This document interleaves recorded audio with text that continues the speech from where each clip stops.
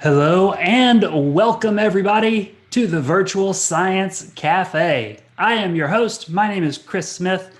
I am curator for the SECU Daily Planet Theater in downtown Raleigh's North Carolina Museum of Natural Sciences. But hey, you folks know me. I'm the host of the Science Cafe. I'm here with you every Thursday night, 7 o'clock. It used to be we would do this in the Daily Planet Cafe in downtown Raleigh, but right now we're bringing you the show live every Thursday night right here on YouTube, Facebook, and on livestream.com. So wherever you are tuning in, thanks for joining us. Glad that you could be here.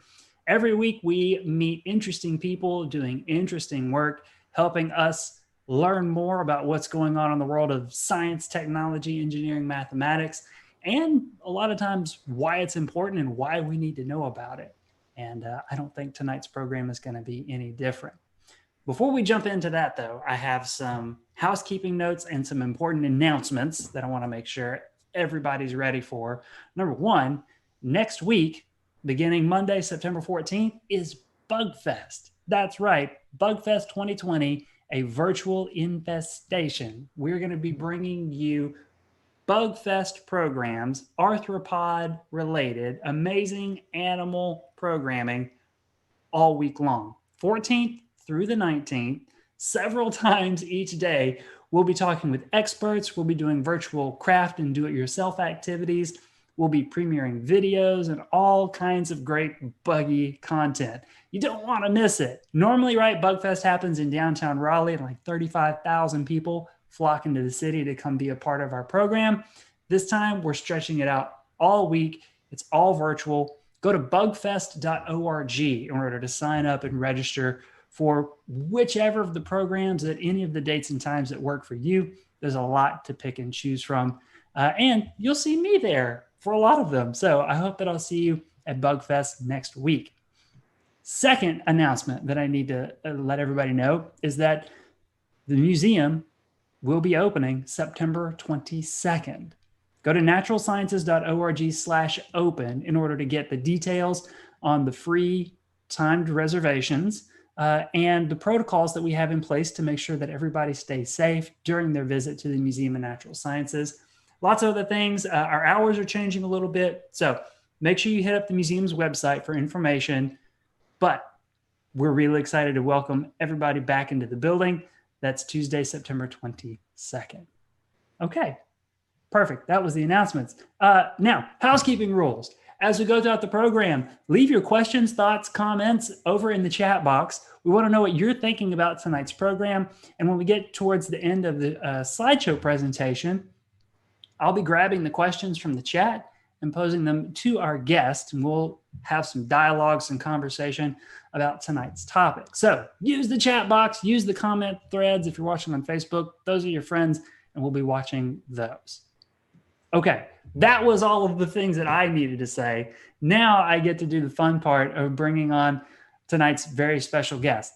Dr. Stephany Taylor is an assistant professor of physics at Shaw University in downtown Raleigh and does research on hurricane tracks to help us be better prepared. Sounds like good, very important things to pay attention to right now, especially since the month of September, I've learned recently, is the most active month for Atlantic hurricanes. So I'm glad that Dr. Taylor is here. I'm glad that you're here. Stephany, welcome to the show.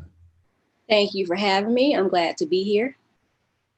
So glad that you could join us. It seems very set. It's good that we could put you in the month of September when there's lots of hurricanes. And there's something like 2 or 3 storms headed across the Atlantic right now, isn't there?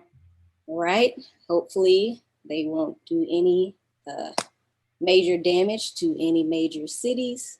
So just pray for maybe the Bermuda High, which is the high pressure system that kind of drives the hurricanes away from shore. Hopefully that's kind of weakened.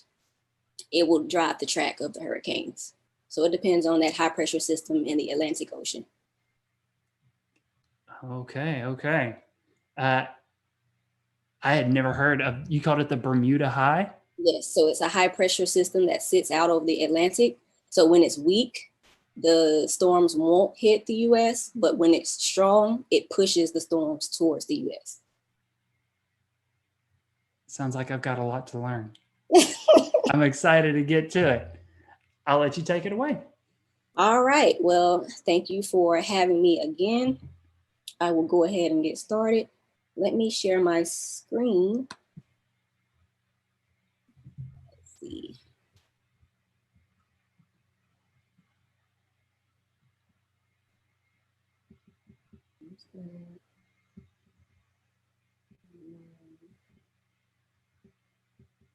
Let's go to the slide. All right, so today I'll be talking about my hurricane track analysis research. This was a part of my dissertation project. I'm pretty much trying to develop it further so that I can get not only a publication from it, but maybe write a grant from it as well. Before we get started, I kind of want to go over what made me interested in hurricanes in the first place. And it was a childhood experience. I was, I believe, in grade school. It was 1998, and it was Hurricane George that made landfall in Mississippi, which is where I am originally from. And my eyes were glued to the Weather Channel the entire time, up until the power went out. So the power went out, it stayed out for a few hours. And eventually my mom went outside.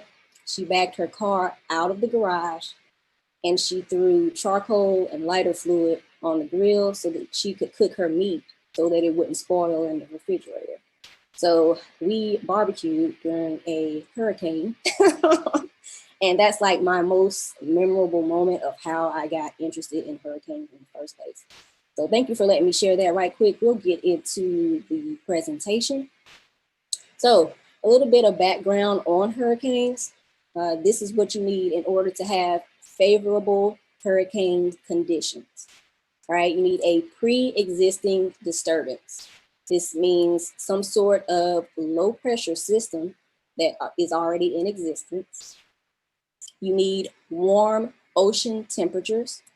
So this is temperature greater than 26.5 degrees Celsius and greater than 80 degrees Fahrenheit. You also need a moist vertical profile. So what that means is there are several different layers in the atmosphere, and those layers all need to be moist, right? So it can't be dry at the surface and moist aloft, or vice versa, or the storm wouldn't be able to form. Also need a low vertical wind shear. So at the different layers of the atmosphere, you're gonna have varying wind speeds, right? So the weaker those winds are, the more intact the system will be.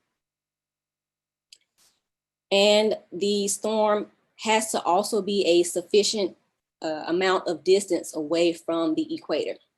So at the equator, the Coriolis effect is weaker, right? So the storm needs to be not near the equator in order to get that cyclonic rotation, which is what we know hurricanes to have, you know, that cyclonic rotation. All right, so just an overview of what I'll be getting into. First, we'll go over my motivation for this project, the problem and the significance. We'll get into the methodology. We'll get into some results. I'll summarize and then discuss a few future points or future work goals that I am trying to move towards. All right, so my motivation. Here we have two figures from the National Hurricane Center. On the left, it shows the average track errors for tropical cyclones in the Atlantic Basin. And then on the right, we have the intensity error in the Atlantic Basin.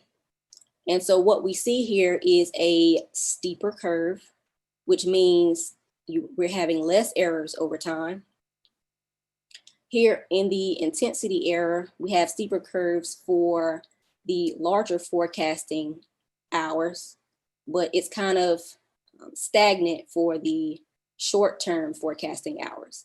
So the different colors denote the forecasting hours. So this is out, blue is out to 120 hours, all the way down to a 24-hour forecasting error. And so there is pretty much still a need to correct our intensity error problems. All right, so here is a statement of the problem and significance. So prior studies agree that the track and direction forecasting has improved. However, there is still room in intensity forecasting to be improved. So we know that not every emergency management personnel is a meteorologist with weather modeling expertise, but these individuals make those important decisions when it comes to the response and the recovery following a natural disaster such as hurricanes. So my methodology, I wanted to use easily accessible data. So the National Hurricane Center, as you can see, is first on this list. I also use Unisys weather and the weather prediction data. So what I did here is I categorized the hurricanes from 1981 to 2010. So most climatology studies are out to a 30-year time span, which this is categorized as a 30-year time span climatology. And so those hurricanes were analyzed by the angle in which they made landfall along the eastern coast and the Gulf of Mexico, right? So hurricane intensity average, damage assessment, and evacuation planning doesn't really require a lot of advanced modeling.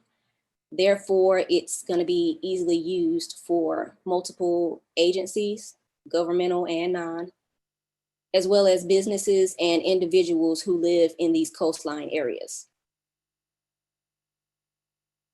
All right, so on to some results. So the categories along the East Coast were put into 3 different category types, which include parallel. So parallel is when the storm is riding the coastline. All right, perpendicular is when the storm approaches the coastline and the track flattens out. So it's more of a 90-degree angle. And then type 3 is in between parallel and perpendicular. So it's more at a 45-degree angle when it makes landfall. All right, so the parallel category is further broken down into 3 subcategories. Parallel onshore, this means the storm, it has officially made landfall, but it's kind of sort of on land, but still out at sea. Parallel offshore pretty much is, I'm sorry, my numbers are, I have some typos in here, I apologize. In the parallel offshore category, the storm never makes landfall. It just rides the coastline out at shore. And then there's a combination of the 2, where it can come onshore and then go back offshore, or vice versa. All right, so some of the parallel offshore hurricanes, they don't make landfall, but they come close enough to make or to have a lot of damage to those localized areas along the East Coast. I also categorized the landfalling hurricanes in the Gulf of Mexico by zones, right? So the Gulf of Mexico was split into 2 zones. Zone 1 would be landfalls between Texas and Mississippi. And then zone 2 is landfalls between Alabama and Florida. And we have a few hurricanes that have multiple landfalls, because sometimes hurricanes can make landfall and then they can turn around, go back out to sea, and then come back on land. So some of these hurricanes are in multiple categories. All right, so here are images of those categories. And again, I know it looks like a bunch of squiggly lines, but that's what hurricane tracks are. So in our upper left-hand corner is the parallel on and offshore hurricanes. Our second image on the left side is the onshore hurricane tracks. And then that third image at the bottom on the left side is the offshore hurricane tracks. All right, in the middle, at the top, we have the perpendicular hurricane tracks. And what I mean by perpendicular, because no hurricane travels in a straight line from east to west. So what I mean is as it approaches land, the hurricane track kind of flattens out as it traverses the coastline.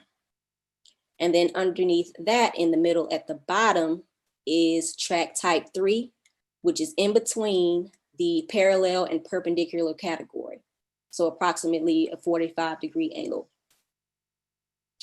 On the right at the top is Gulf Zone number 1. So these are the hurricane tracks that landed between Texas and Mississippi.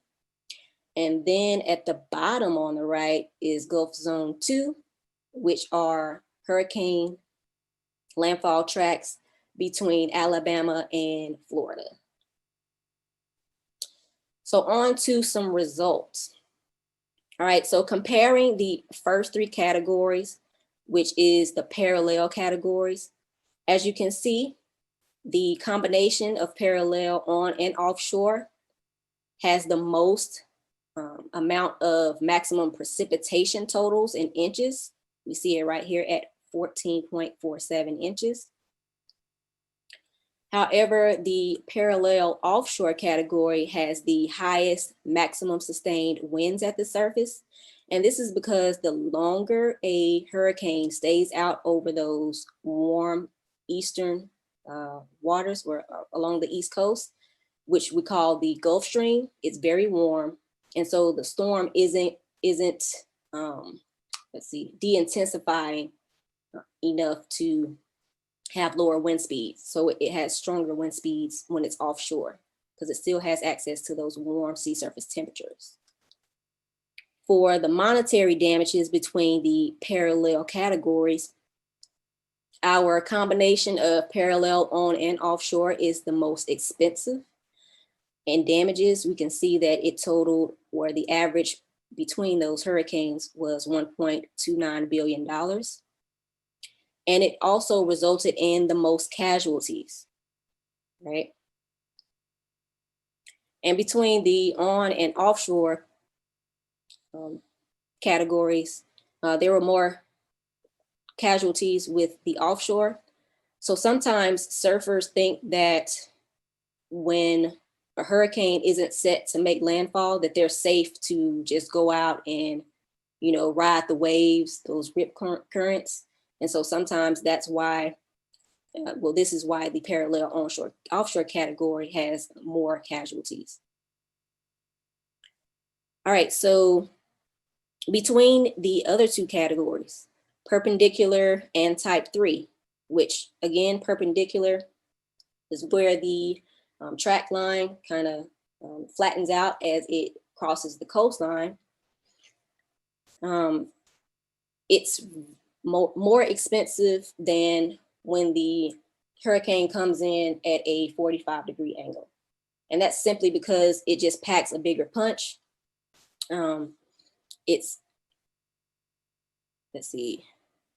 And then between the perpendicular and the type 3 category, the perpendicular also has a higher amount of casualties. So it's more expensive and it results in more deaths, right? So the perpendicular category, there is no buffer between the hurricane offshore and onshore. It just comes straight on. So the impact is just higher. And that's why that number is just so high. All right, so for the Gulf of Mexico, as you can see, zone 1 and zone 2, their maximum precipitation totals are similar. so is the wind speed and knots at the surface. However, zone 1, which again, zone 1 is between Texas and Mississippi, it is more costly and it is more deadly. And this is because zone 1 has a lot of coastal cities that are below sea level, right? So we have hurricanes like Hurricane Katrina, which was very catastrophic to the New Orleans area. Hurricane Andrew are some examples of major hurricanes, historical hurricanes that made landfall in zone 1. And that's why those numbers are very much higher. All right. So on to evacuation planning.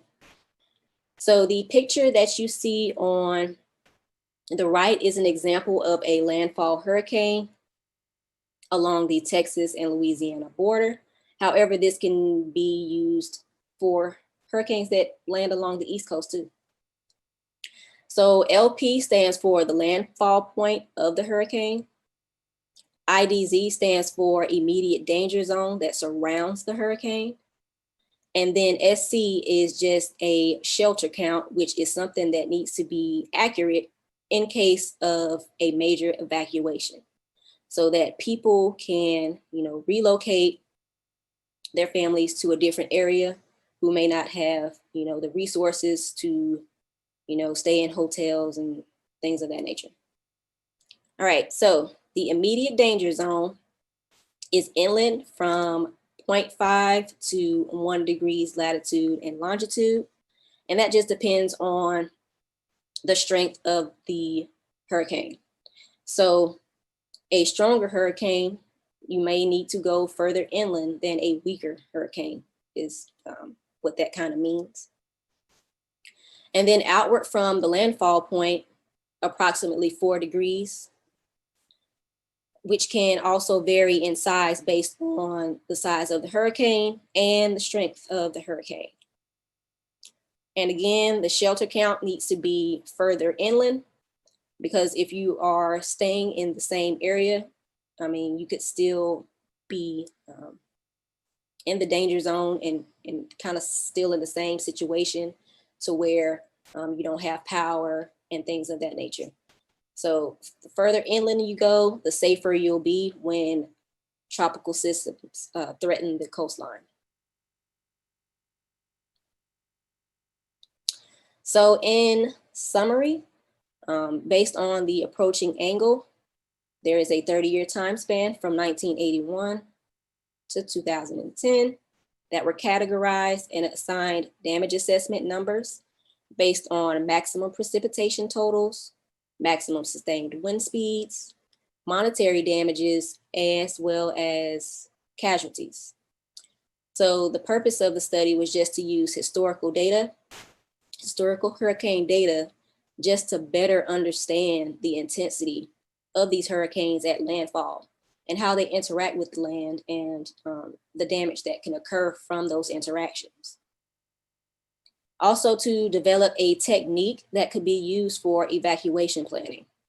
So evacuation planning is kind of like organizing the chaos, I should say.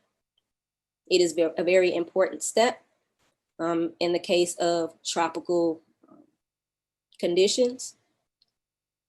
And this research also uses easily accessible data. So the data that I used to do this study, anybody can have access to that data, right? All right, the more easily accessible, the more widespread it can be used for public use. So some of my future work goals, I'm hoping to update this study to include the up until the current hurricane season. So covering 1981 all the way to 2020 once this hurricane season ends. Also, I would like to localize the study to individual states. So instead of focusing on how the angle approaches the land or the coastline, I would look at those individual states along the Gulf of Mexico and the eastern coast to see those individual climatology numbers. Also hoping to publish this research and to write a grant that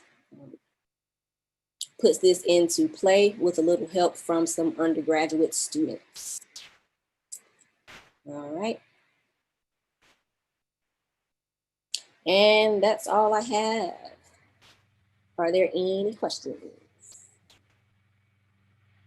Yeah, I think there's a few questions. All right. At least there are a few questions here in the chat box, and I got a few questions too. All right. Let me see. I'm going to drop us out here. So, well, first off, thank you. No problem. Thanks for telling us about you said this was your dissertation research? Right. So that's why it stopped at kind of 2010. So it's pretty old. I'm just kind of picking it back up and trying to, add to it. Yeah, sure. Well, I mean, it's still just as relevant as ever, right? Right. That's true. So super interesting stuff. So let's go back a little bit.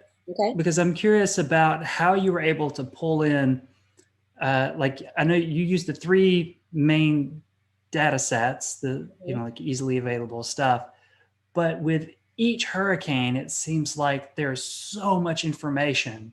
There is. Like you have the track path, you have the way that the storm waxes and wanes over time, the landfall wind speeds, and then there's the casualty data and the damage information. How did you go about sort of pulling all of that together into the sort of singular idea of understanding hurricane tracks in order to set shelter areas and that sort of thing? It took a lot of organization. So I just used basic averaging. So the number of hurricanes, and then you just kind of just do the basic average to get those overall numbers for each category. It took about a year to kind of just go siphon through the data, first of all, just to get it and then try to organize it to where I can just get the numbers from a certain point. So it's a lot of Excel spreadsheets. I did use a grads program for my tracks. So I had to learn how to code to get those kind of done up. And for the evacuation planning technique, I also used grads for that image as well. So a lot of organization. Yes. Yeah. And, and then looking at the table that you showed us, in one way, it makes sense that a storm headed straight into a coastline is going to do a whole lot of damage. Right. So there's no buffer medium. So sometimes if it comes in at an angle, it'll start to de-intensify. But if it just slams straight into the land and there is no like buffer time, it's just the strength is just that power is already there. So you mentioned that in the talk too, this sort of buffer that exists with parallel moving storms or the type 3 storms, I guess too. What do you mean by that? Is that just like it just sort of it's flirting with the coast and so loses strength, or? Yes. So anytime the hurricane starts to cross over onto land, the frictional effects of the land just slow the hurricane down. So friction is like a slowing mechanism for a hurricane. Okay. So they're just sort of like they're skirting in, maybe they're skirting out, and yeah, land sucks all the power out of it. It does. Once you lose access to warm water, it's gonna die. But surfers don't know this. I mean, they know they're gonna catch some good waves. So so sometimes when meteorologists say, "Oh, it's not gonna make landfall," then they think it's gonna be safe to just go ride the waves, and it's not. Even if the hurricane doesn't make landfall, doesn't mean it can't do damage offshore. right? Hurricane is a hurricane. It has strong winds. And the wind kicks up the water waves higher than, it just not a good thing to do to surf during a hurricane. For any person out there, don't surf during a hurricane. And so, shed a little light on this for me. What are the sort of major forces that lead to big storms? Like, I know warm water, because you've mentioned it here, but as storms are getting close to, the North American East Coast, the Gulf, what are those sort of like coastal effects that, I don't know, sometimes when I'm watching these storm tracks on the news and following stories, it seems like some of these hurricanes get supercharged right before they make landfall. Right. So along the Gulf, no, so along the eastern coast, you have the Gulf Stream. So it's water that's coming from the Gulf of Mexico, and it rides along the coastline along northward. So sometimes as it tries to make landfall, it can still be able to strengthen because it just has access to that warm pool. But also sometimes hurricanes can run into other environmental conditions that could weaken them or push them back out to sea. So let's say there's a low pressure system coming off the East Coast while a hurricane is trying to come on the East Coast. So those environmental conditions just kind of interact with each other. And sometimes if the front is stronger than the hurricane, then it just kind of gets knocked over or knocked out of the original path line.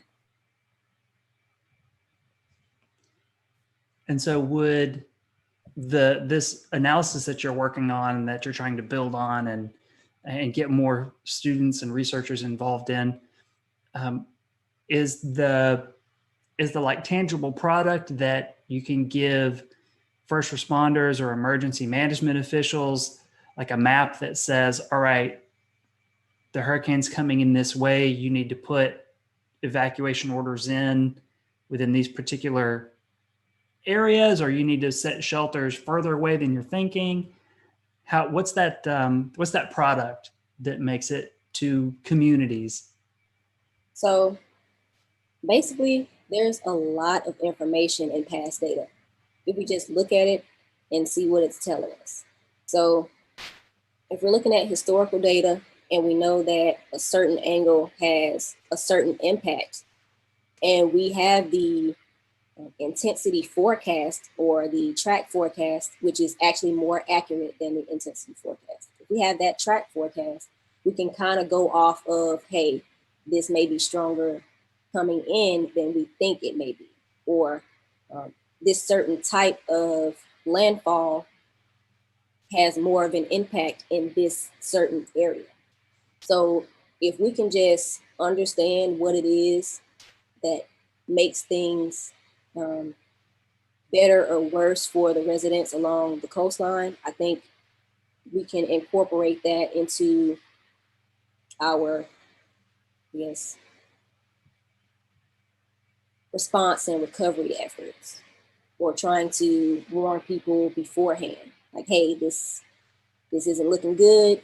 We really need you guys to pack up and go, and giving them that information so that they can make an informed decision on whether to pack up and go is also important.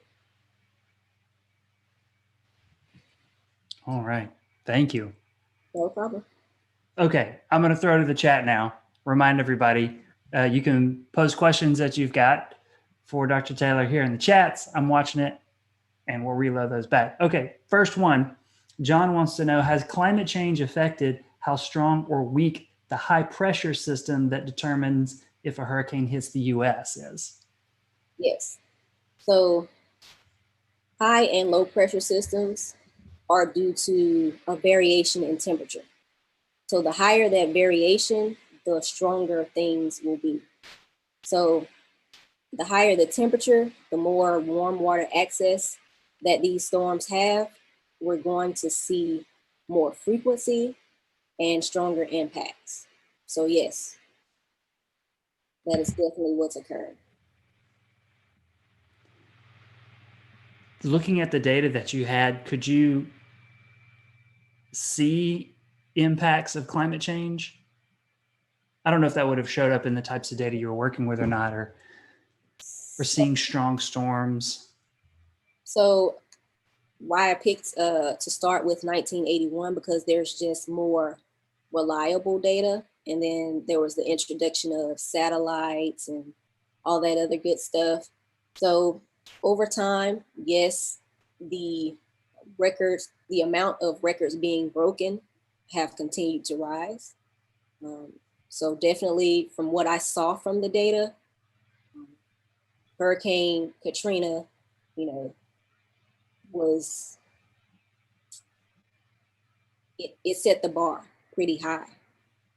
So yes, over time they've gotten stronger. It's showing in the data, and it's current in our current atmosphere as well. Mm-hmm. Wow, thank you. No problem. All right, let's see here. Chuck wants to know, is there anything we can do to redirect a hurricane so that it does not make landfall? Okay, so I don't want to get into conspiracy theories, but there is a theory that there are devices that possibly could.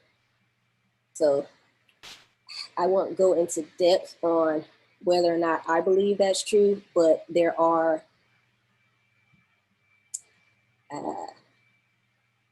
opinions on that matter. If you want to get into it deeper. Okay. I mean, I think I saw on, maybe it was Facebook, that if everybody in North Carolina stood facing east and just blew really hard, oh my goodness, we could turn a hurricane around. Everybody must not have done it, because, the last few years, North Carolina's been hit by one or two a year. Yeah. So we gotta get everybody on it. Everybody. You gotta make this happen.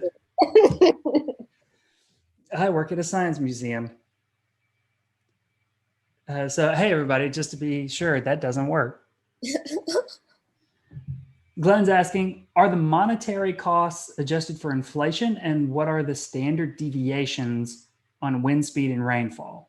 Just going back to some of your data. So they were based on just the monetary damages of that year at that time. So it wasn't readjusted to account for the inflation. And then what were the standard deviations on wind speed and rainfall? It was just, so all the data that I showed you were just simply averages. So you total them up, and then you divide by that total number of data points that you added together. So just basic averaging, no inflation type of, for the monetary damages, no inflation was included. It was just that number at that time, and then averaged out as well for the maximum precipitation totals and the wind speeds. So just basic averaging, no extra. Sounds good. That's how I like my math too. Basic, yeah. Okay, Astrobiologist wants to know, how can undergrads get more involved in your research? So what I'm trying to do is write a grant so that I can hire a couple of undergrads. They would just be interdisciplinary STEM majors, because the current curriculum doesn't have a meteorology degree. So it would just be random, STEM students who just would like to make a little extra money on the side. But that's if the grant gets funded. So pray for me. Yeah, absolutely. We need opportunities. Right. Okay, Denise wants to know, could you explain more about shelter count? All right, so basically each area within a state has a certain amount of shelters. So if we're able to get an accurate count and know that facility's capacity, we can redirect the flow of traffic of people who need to relocate. So shelter counting is just getting an accurate count for the amount of people that need to be relocated.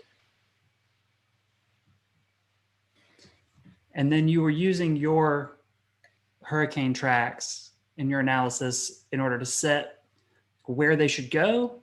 Did I read the map right? Could you repeat that? And so the maps that you showed us had the landing area, and like you showed us the Right. area 1, and then you had the shelter count area laid out. So that was an area where we should think about putting shelters, or are these the sort of is it like we already know like we need to go 4 degrees out? So it's just kind of like an estimate. Now, the stronger the hurricane, the more shelters we need to have for, the evacuees. So those numbers or those latitude areas can be moved around based on the size of the hurricane. So the bigger the hurricane, the stronger the hurricane, the more people need to be relocated. So the bigger the area it needs to be to have those accurate shelter counts. So basically just trying to organize chaos in the best way possible. Gotcha. Thank you. No problem. All right. Have hurricanes been getting stronger or weaker since you stopped the study? Well, like most weather, there's variety. It depends on the year, whether it's an El Nino year or a La Nino year. Things tend to change. So it just depends on the variability in the atmosphere. So it changes from time to time. It's just something that we just got to keep an eye on. Yeah. That's why it needs to get picked back up, right? It's been a decade of hurricanes now that. Yes, I've been working. Oh, absolutely. That's what happens when you get your PhD, right? Right. It's time, but it's time to get back into research though. All right. Let's see. How does hurricane speed of approach change the damage? Example, a slow versus fast approach. All right. So the slower a hurricane moves, the more damage it's going to make. The more rain it's going to drop. Just the higher amounts of damage that it can do if it's slower versus a quicker moving hurricane. The quicker and the faster a hurricane moves, the better off everyone will be. So it just sort of it loses its energy that much faster.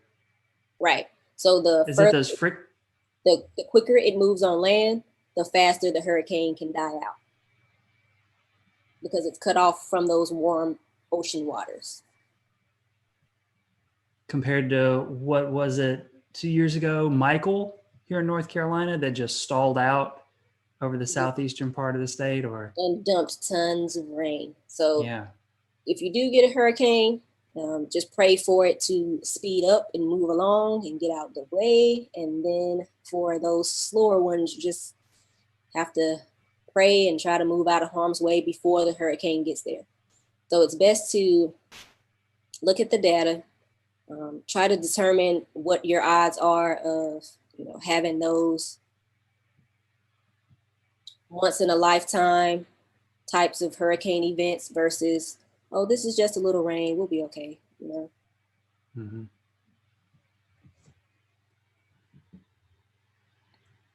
Do hurricanes behave differently in the Atlantic versus the Gulf Coast? Asks Astrobiologist. It all depends on the waters. So since the Gulf of Mexico is more an enclosed area of space, that warm water just kind of sits there a little bit. With the Atlantic Ocean, it's just more open. And the further north a hurricane can travel, the less warm those waters will be. So the higher you go in latitude, the lower the temperature of the water. So there is a difference between the Gulf of Mexico storms versus um, the eastern coastal state storms, because if they travel north before they make landfall, they can usually at least de-intensify before crossing over.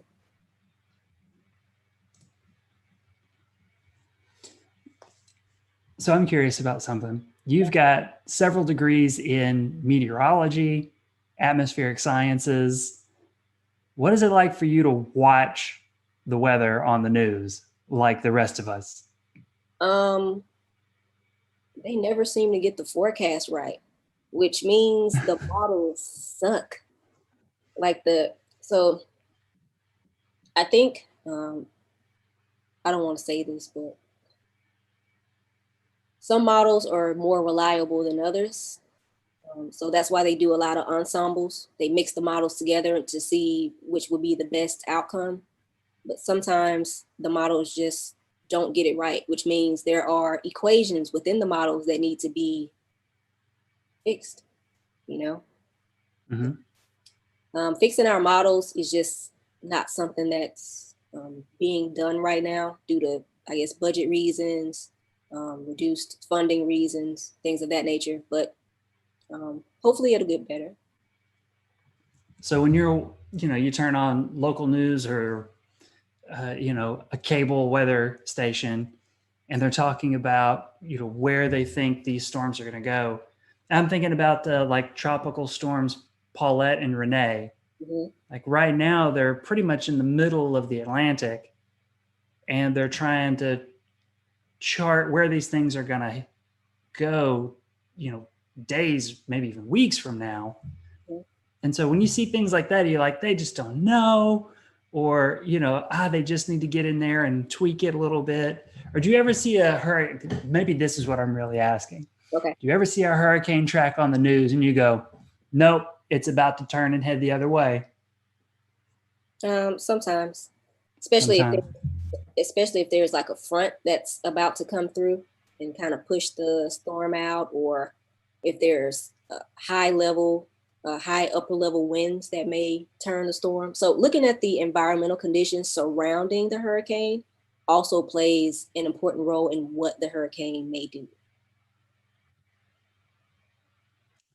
And I should probably throw out there that everybody should watch the weather, and you should pay attention to the meteorologists who are giving us forecasts the best that they can give us. We're only Nobody as should. strong as our models.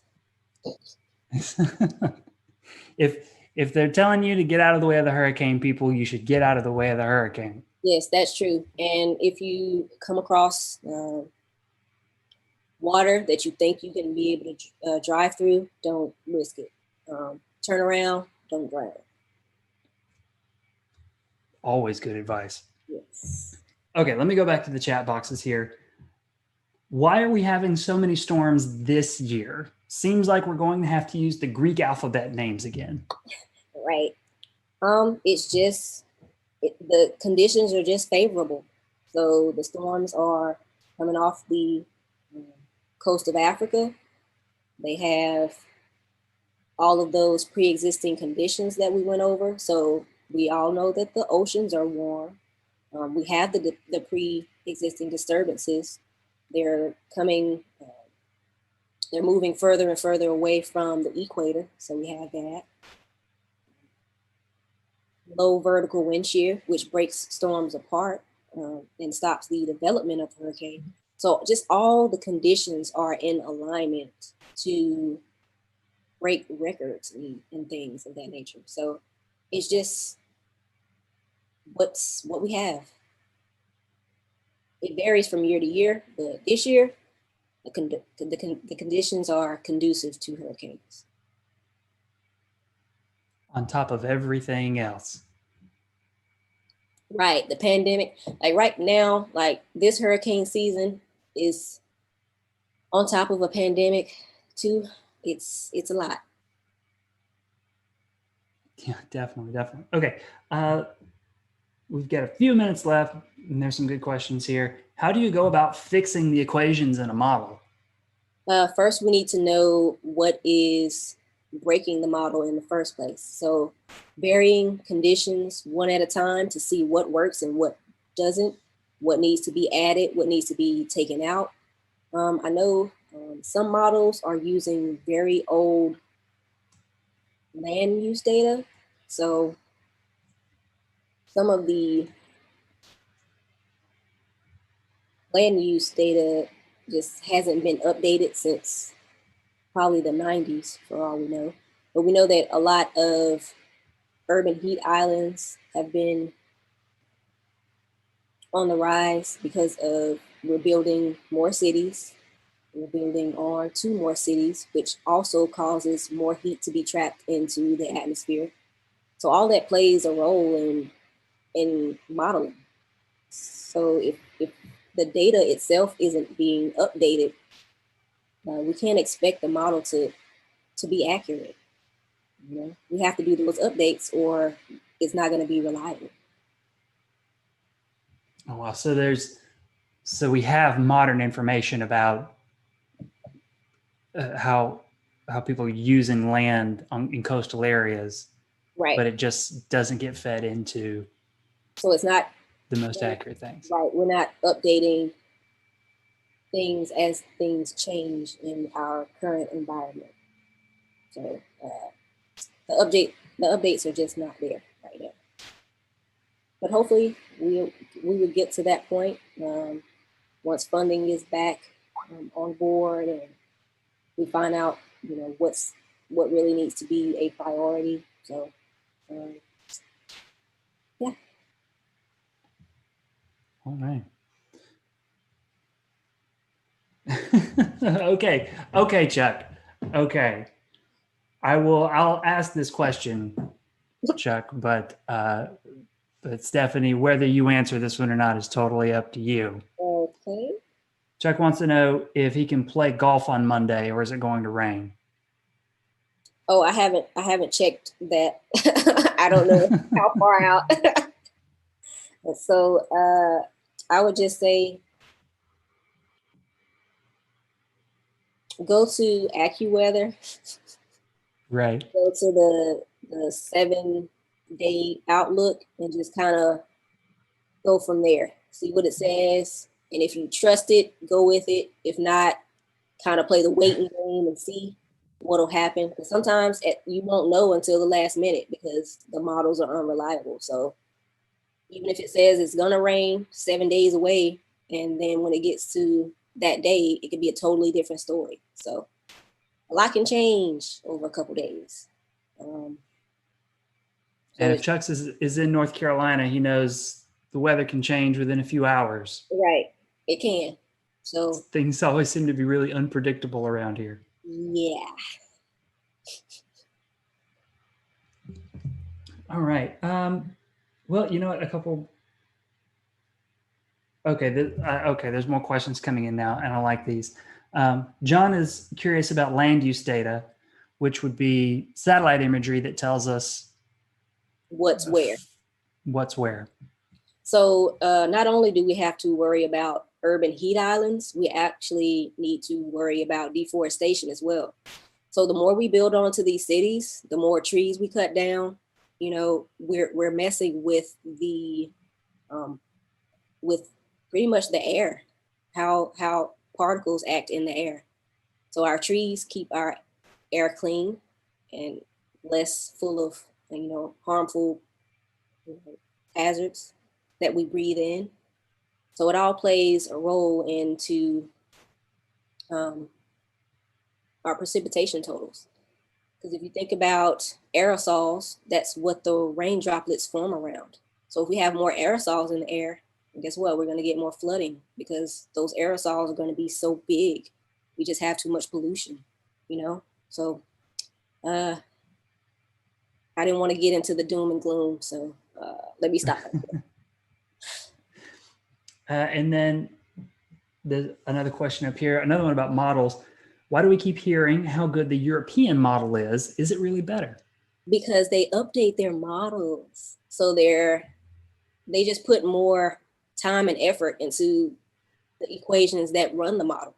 So a model, just think about it as a bunch of equations that have been written up in code. So it's a coding type of thing, right? So they're doing more background work. They're doing more research on what needs to be updated in the model versus we're not touching anything at all. Like we're at a standstill here in America. Everybody else is on the up and up. We are stagnant when it comes to modeling. Which is why we need to get Dr. Stephany Taylor grant money and students to start putting this work together and getting good information back out there to everybody. That would be wonderful. That's something I would actually want to do, is to correct the models. They're important. Agreed. I don't want to get hit by a hurricane. Right. I want good information. We want to know when it's coming, how strong it's going to be, what city it's going to hit. To nail down those details, we have to fix the models. That's my message for you guys tonight. We need to fix our models. There you have it, everybody. Stephany, thank you so much for sharing your research with us and your insight and expertise on hurricanes and hurricane tracking and meteorology and models and all of the above.